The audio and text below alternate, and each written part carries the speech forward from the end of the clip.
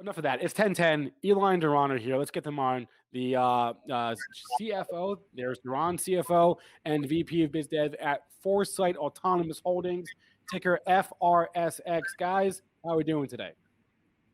Hey, good morning, Spencer. How are you? Good morning, Spencer. Great. Doing great. Doing great. Yeah. I see your slides. I see your presentation. Let's get those up on the screen. Producer Aaron, and I'm going to give you the floor. The floor is yours.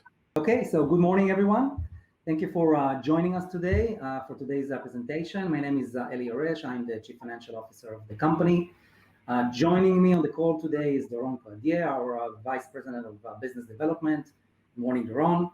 Good morning. Now, in today's session, we will provide you a brief overview of Foresight Autonomous Holdings and its group of companies. Let's start with the company's structure. So the trading entity is Foresight Autonomous Holdings. As Spencer said, ticker FRSX. We are a duty traded company. We're traded in NASDAQ and also in the Israeli Stock Exchange. And we have the aim of accelerating and enhancing safety across the entire transportation ecosystem. Our main shareholder is an Israeli company called Magna BSP. This is a private company specializing in surveillance vision systems in the field of defense and security, and the rest are public flow. Now, under the trading entity, there are three segments. First one is Foresight Automotive, and this is where we are taking automotive stereo vision to the future. In today's session, we will try to focus and elaborate mainly on this entity. Underneath Foresight Automotive, we have iNet Mobile Ltd. This is a company which is a cellular-based vehicle-to-everything accident prevention solution. And basically, iNet solution can predict accidents before they actually happen. iNet is in the early stage of commercialization with first commercial contract and a few proof of concept projects in place. And lastly, we have Rail Vision Ltd., which provides accident and safety solutions for the railway industry. And this is actually a pure financial investment in which we hold a little bit less than 20%. And Rail Vision is currently in the stage of commercialization with a few contracts and projects already in place. So now let's try to dive deeper into Foresight Automotive. And Doron, the floor is yours. Thanks, Ali. Okay, so Foresight Automotive. Foresight Automotive is actually specializing in developing 3D perception solution based on stereo technology. Basically, we're a software company. We use hardware, but the hardware is off the shelf. We're specializing in software. And our technology is actually aimed at both existing ADAS systems, which exist today, all the way to full autonomous systems. As Eli mentioned earlier, he mentioned Magna BSP, the main shareholder. We're actually a spin-off of Magna BSP, basically taking the defense technology and civilizing it to the automotive industry. So basically, our technology is based on 2 decades of expertise, so we didn't start from scratch. We have around 70 employees, mainly in the R&D, 9 patents in different stages, and founded back in 2015. So let's talk a little bit about what we do here at Foresight. So basically, the heart of the technology lies in stereoscopic technology. It's basically using 2 cameras to create 3D perception. It's very similar to how your eyes work. Now, what you see in the top left picture, we're actually showing a depth map created by 2 visible cameras in stereo. Basically, this colorful map is actually a pixelized map.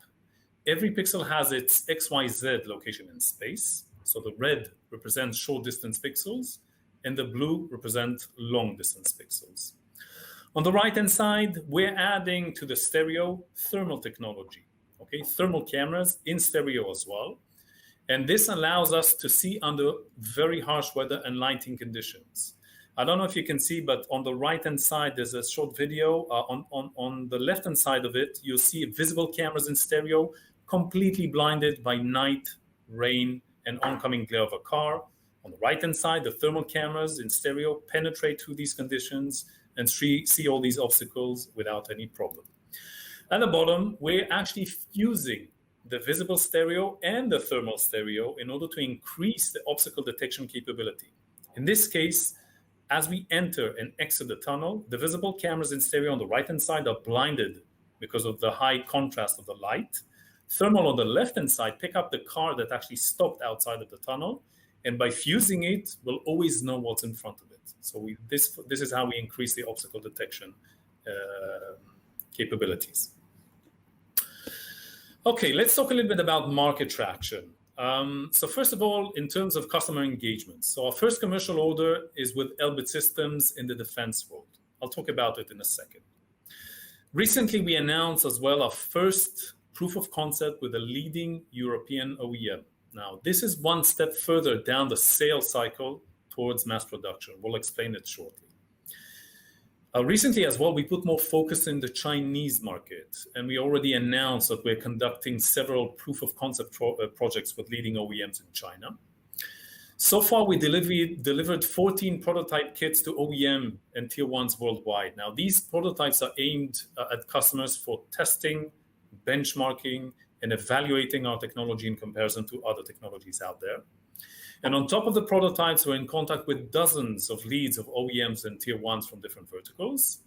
And lastly, we have strategic cooperation agreements with key industry players.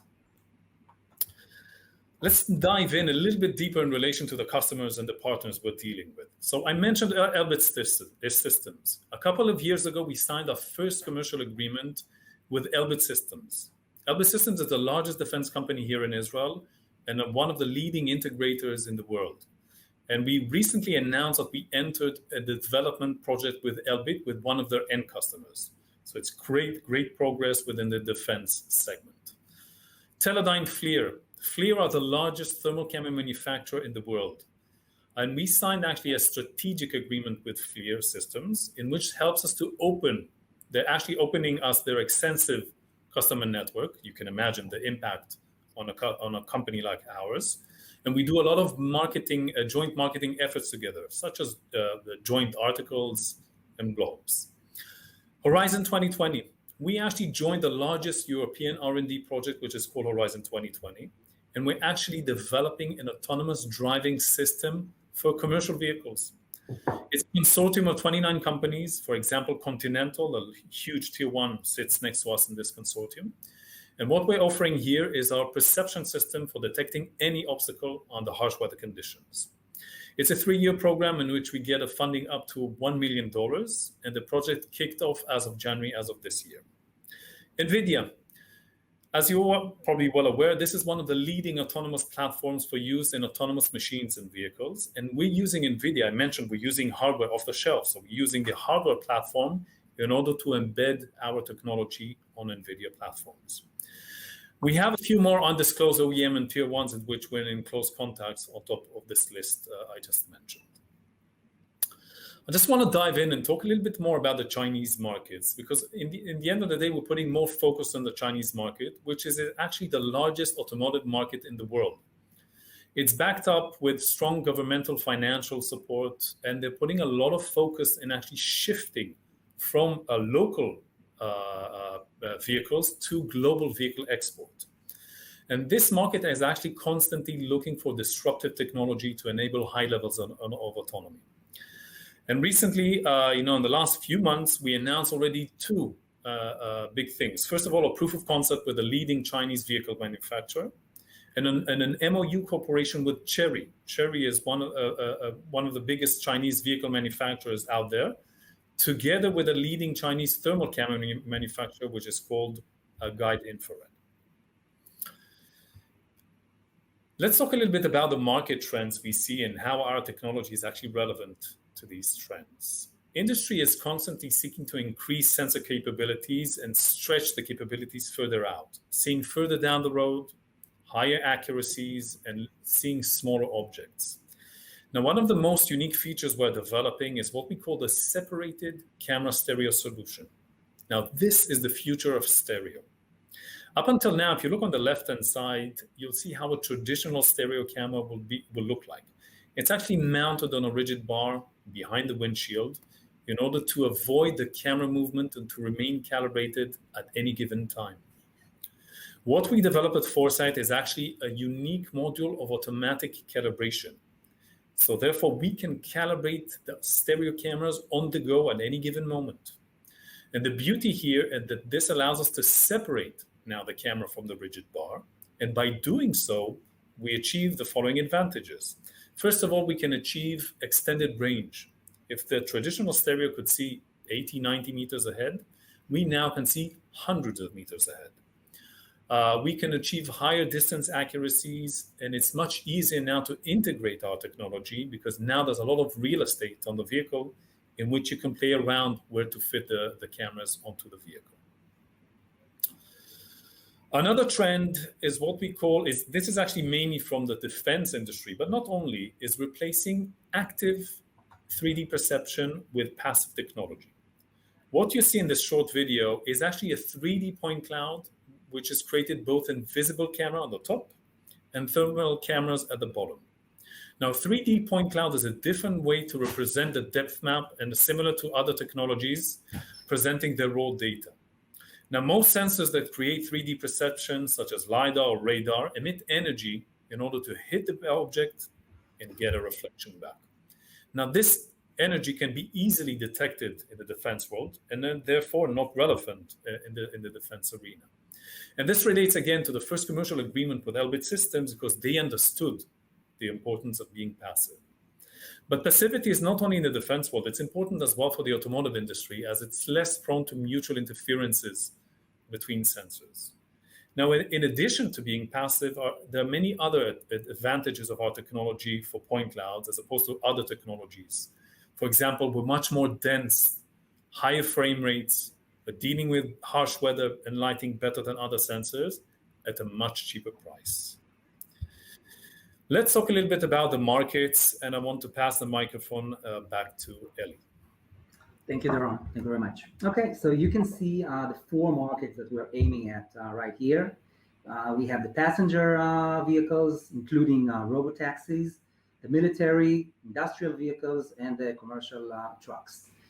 Now, each one of these markets have the same challenges of detecting any obstacle in harsh weather and lighting conditions, and all of them requires achieving higher distance accuracies. And we do believe that we have the technology that is relevant to all of those four markets.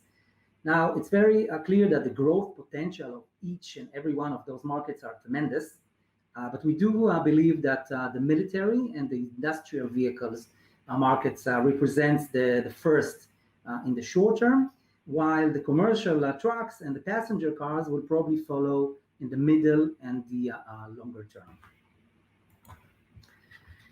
One more thing that we want to share with you is actually guide you through our sales cycle, which is basically the generic way that our industry works, okay? So in the first stage, what we do is we engage with the potential customer.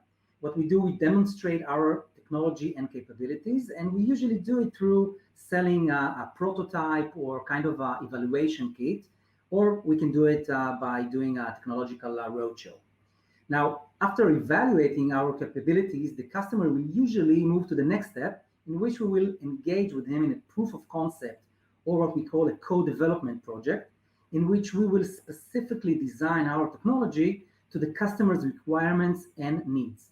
Now, this step can take between 6 to 12 months, really depends on the scope of the project.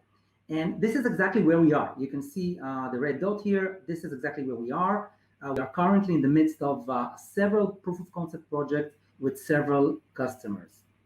Now, upon a successful proof of concept project, then we would move to the next step, which is the design win step. And this is exactly where we aim to be. We want to be in a design win.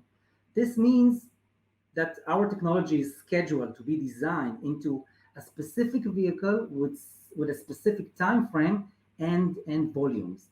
Now, again, the design win step also can take between 12 to 24 months. This is to reach the final step of the sales cycle, which is the mass production. But it really depends on the market and the vertical.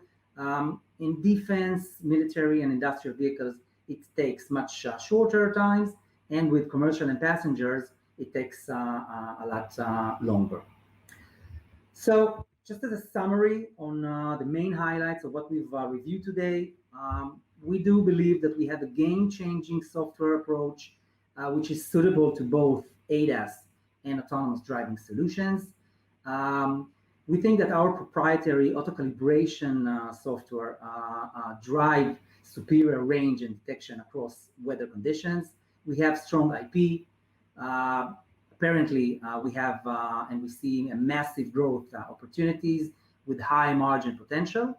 And of course, we already have in place several partnerships with blue chip names and with highly attractive customers. So this is the presentation. Doron and myself will be glad to answer any questions if you have. Spencer, back to you.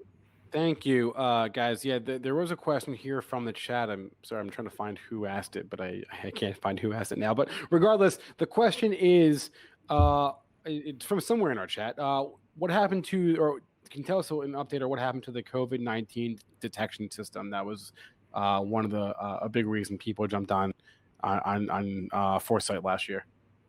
Right. So this project is actually in last phases of development. We think that we have a very interesting product, but yet again, since COVID now is showing waves going up, going down, and at least in Israel, about a year ago, when you entered any mall or any public area, you had to go through screening. Today, there's no screening at all. You have vaccinations. So we're rethinking about how we can leverage this very, very interesting product going forward. Got it. And what is the next immediate near-term catalyst that investors should know about for Foresight? Okay. So, if we go back to the sales cycle that I've just guided you through, as you can see, we are always going through the same cycle. And as Doron mentioned, we already sold 14 prototypes. So 14 companies evaluated physically, touching our prototype, understanding our technology. We also are engaged with dozens of other customers that do not require buying a prototype. And the next step will be, as I said, a co-development or a proof of concept to tailor-made, to redesign to a specific need. And this at any point of time, we can announce this advancement. And of course, since we are already in several proof of concept projects, the next thing will be to anticipate, if it was successful and if we can move to the next step, which is a design win going forward. What is the biggest challenge right now? If you guys don't, if any of these proof of concepts don't work, what will the reason have been? I don't think there's such a big challenge. Probably because we're aiming to 4 markets, all of them very different. Military, industrial vehicles. This is the big combiners, the agriculture equipment, infrastructure, mining, trucks. It's a 24/7 service, and of course the most lucrative but the most long-term market, which is the passenger vehicle. All of them are very, very different. So yeah, the passenger vehicles will take much longer. Everybody understands it. This is why we've taken the approach of tackling more markets. We do feel that at the shorter term, we will be much more successful with the military and with the industrial vehicles. And we see very, very good progress in those markets. Also in trucking and passenger, we have customers that we're engaged with in different stages. And we see that, we're progressing. Are we progressing as much as we wanted to? Not really, because, it's still COVID. It's still very hard to travel. Some of the customers can't meet you face to face. So sure, everybody faces the same problems, but we're very much optimistic. All right, Eli, Yoresh, Doron, Cohadier from Foresight Autonomous Holdings, ticker FRSX. Guys, thank you both so much for joining the EVCon today. Thank you very much. Spencer. Thank you very much.